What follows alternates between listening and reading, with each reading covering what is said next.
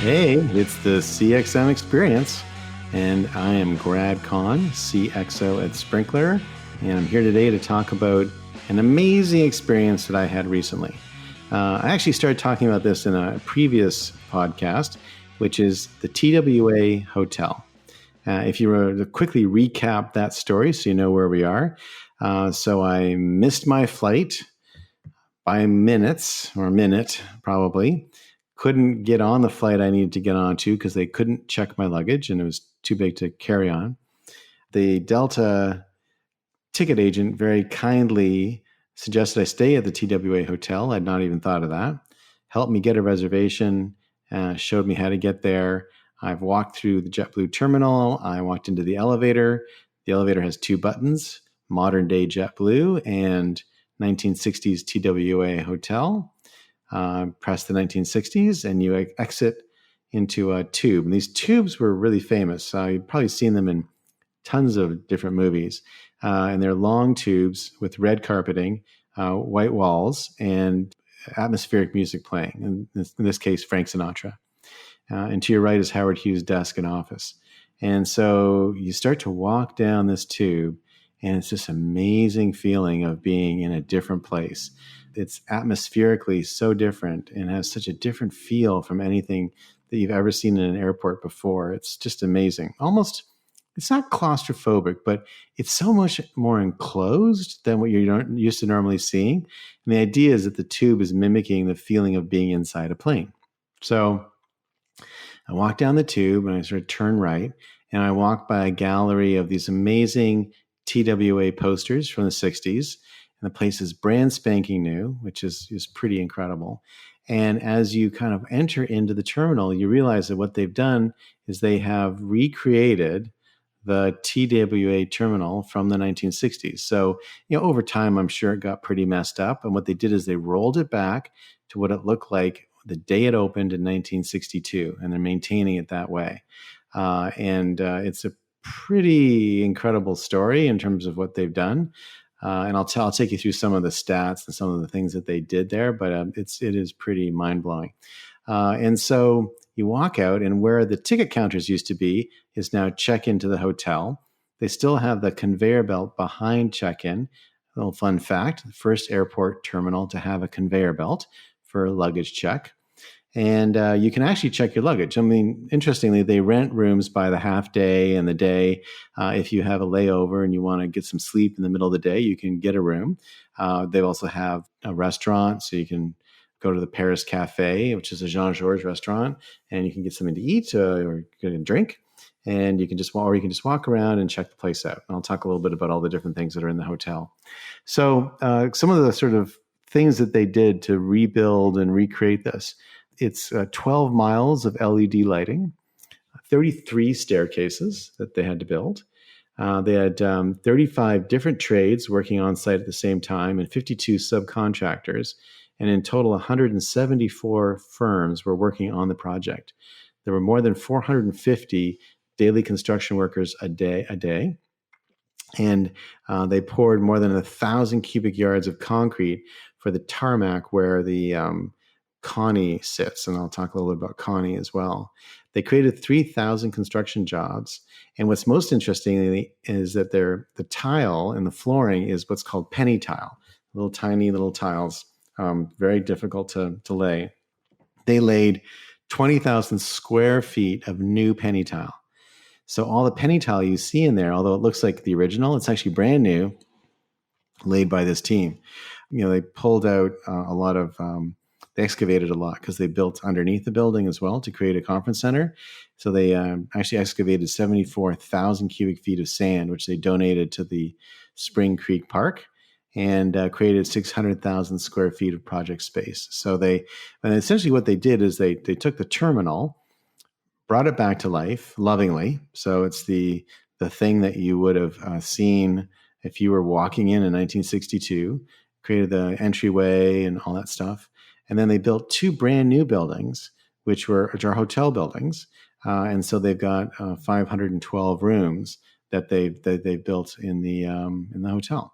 And what's interesting is they have all the flight crews stay there. So they've got at least a quarter of the rooms at any one point in time are reserved for the flight crews. And the flight crews stay there and then can just walk to the air train and to the JetBlue terminal through one of the tunnels. It's very, very easy to do and very easy to get to and access. And so what's interesting about the experience is that what's unusual, I think, about the TWA Hotel, and maybe uniquely unusual, is it's one of the only places I've ever been where it's painstakingly reproduced as if it's a museum, yet it's a full working hotel, restaurant, bar. And it's a unusually unique and beautiful building. And obviously a landmark building. And they've done a lot of other things too, though. They have a micro car inside. They've got a convertible car from the early '60s parked out front. They've got other parked in. They have a uniform display of TWA flight attendant uniforms in one side. The chairs are all Saarinen chairs and kind of Series 7 and womb chairs and things like that. It's a very authentic experience. And you immediately realize you're in a very special place. You realize you're in a place that is an homage to a time that's maybe a bit gone, but you can experience it now. What I kind of particularly loved, and I always love those like really fine touches, and we're going to talk about this a lot on the CXM experience, because if you've listened at all, you'll know that I'm a pretty major Disney fanatic, and part of my Disney fanaticism comes from this just deep love of their attention to detail. And a lot of people be like, don't waste your money on that. No one notices that. People do notice it. They do notice details.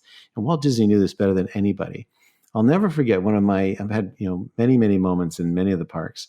But this is a silly moment to be one of my most memorable moments, given all the time I've spent there.